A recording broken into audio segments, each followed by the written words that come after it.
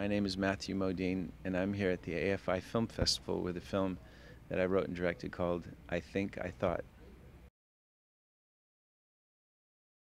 I think if you can say I Think I Thought, the title, and let's say it's a political cartoon about the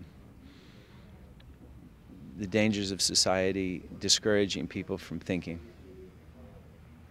You know, people, rather than thinking for themselves, relying on the news media or religious organizations or political leaders to give them guidance, and rather than thinking for yourself as an individual and making decisions about what you think is right or wrong. The last 8 years of the Bush administration I felt that never before in sort of the history of my adult life had our country sort of been covered with a blanket of suppression and the lack of individual thought. The thinking process in our country was being really discouraged. I sort of felt like I was living in an Orwellian nightmare of 1984. No, it's a political cartoon because I think it's just the easiest way to describe what it is. It's satire. There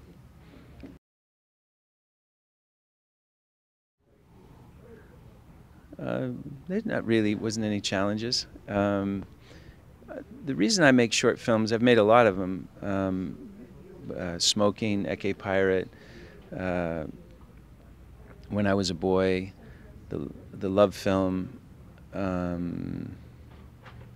know I'm leaving something out, but the reason I make films is to give me an opportunity to keep busy while I'm waiting for an opportunity to work on a film. I'm an actor, and so often in between jobs, while you're waiting for an opportunity, there'll be months and months that go by, and acting by definition means doing. So if you say you're an actor, what are you doing to be an actor?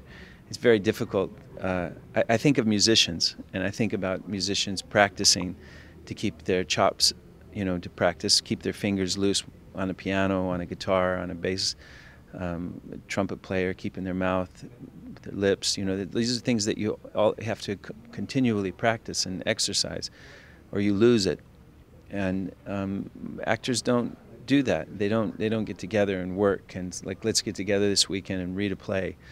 And I've tried, with groups of actors, but it's very hard. It's very hard to get people to do that. And so, the commitment of working on a play can be 6 months to a year. So if I know that I'm not going to be working for a couple months, I think, oh, this could be a wonderful opportunity to make a film.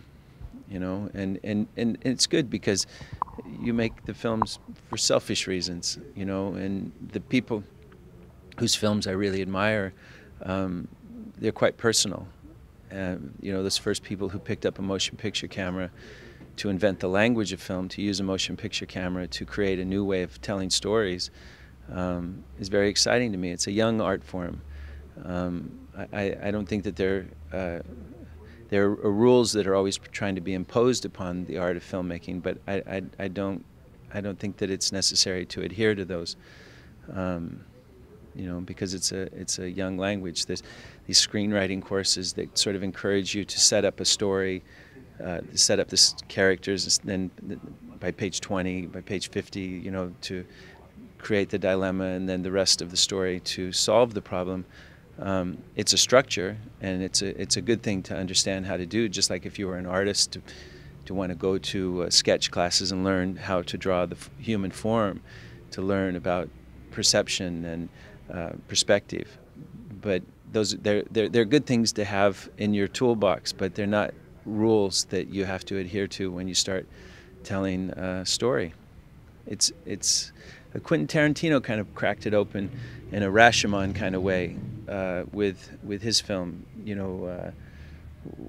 where the structure is You know, it begins with the end of the film and then jumps to the middle and the beginning and just jumps all over the place. And it was such a fresh way of looking at storytelling, because you're engaging the audience to try to figure out where am I in the story, and you start to participate in the story. That's really fun, you know. When I was studying acting with Stella Adler, she said, if you wait for a director to tell you what to do, you're lost. That's her calling from wherever you go when you die. Yeah, so there's a great history of actors who are directors, from Buster Keaton and Charlie Chaplin to Clint Eastwood and Mel Gibson, and that it's not something for everybody, but it's a good thing for actors to understand the difficulties of directing, to appreciate the problems that directors have, and by doing that, by directing, it gives you great appreciation and understanding. When you're working on a film, you shouldn't be thinking about how to direct it. You should be concentrating on what your responsibility is as an actor. But if you're an actor who understands the difficulty of directing, all of the problems that a director faces, you know, especially on a bigger budget film, from the producers to the sets to the costumes to all of the problems that they have to constantly trying to be ahead of and solve as they come to them.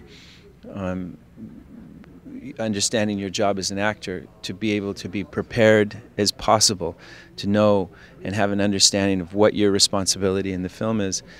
By having directed, you really have an appreciation and an understanding of what a director is doing. Yeah. Stop watching television, stop watching movies, go out and live, you know. Know what it feels like to get slapped across the face, you know what it is to have your heart broken. Go out, be like Ernest Hemingway, you know, go out in the field and use a motion picture camera to tell a story about an experience that is unique to you, because directing films is about perspective.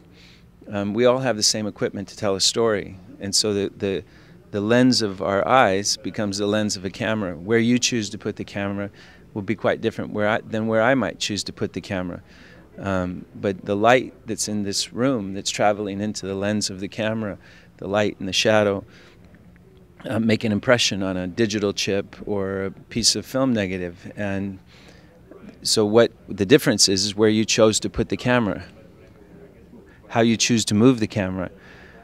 With the same story, it can be quite a different experience with a different director. So that if you think of the camera as being like the lens of your eye, that my experiences in my life, how this light is traveling in through my eye and touching my brain and being interpreted, is quite different than the way that somebody else interprets that light and that experience. And these are the things that make us different storytellers, is perspective. And so the more that you can go out and live life and give yourself a personal perspective, the better filmmaker you're going to be. It's been terrible. I'm so disappointed in AFI. There I was thinking it was the American Film Institute, the bastion of intelligence and artistic integrity, and no, it's been great. It's been great.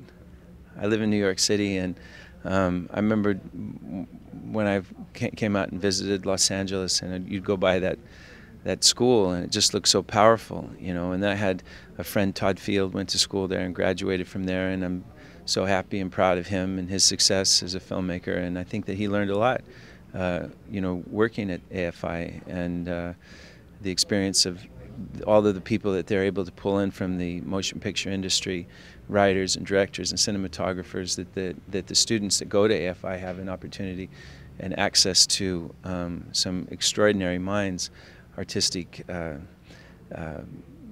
people that, you know, people in Oklahoma don't have.